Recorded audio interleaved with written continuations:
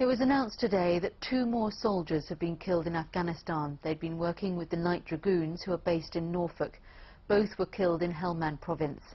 The latest casualties come as soldiers from the Royal Anglian Regiment get ready to return to Afghanistan. The regiment suffered terrible losses during their last tour. We've been to catch up with them. At 1st Battalion's barracks in Surrey, there's a permanent reminder of the 9 Anglians who died in Helmand 2 summers ago. Fixed bayonets. When they were last in Afghanistan, the Vikings, as they're known, had more casualties in a single month than any British Army battalion since the start of the war. Now they're on standby to return.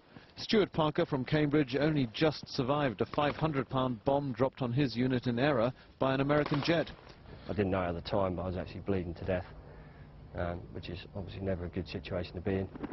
I knew that people were injured, didn't necessarily know who. You know, by the time I got on the helicopter, I knew 2 people were dead because I'd seen the body bags, but again, at that time, I didn't know who. Sergeant Brown is on standby to go back to Helmand, now back in training and keen to take on the Taliban again.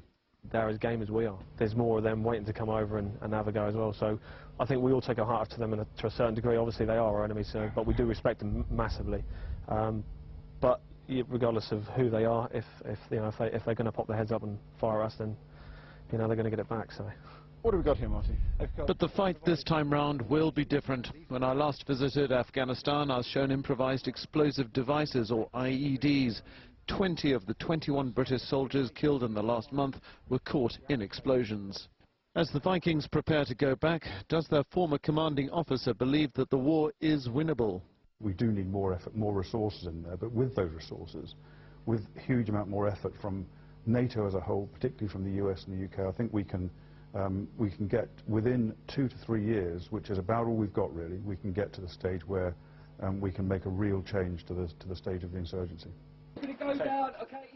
No date is set, no numbers are confirmed, but 1st Battalion, the Royal Anglians, say they are ready again to deploy to their toughest frontline yet.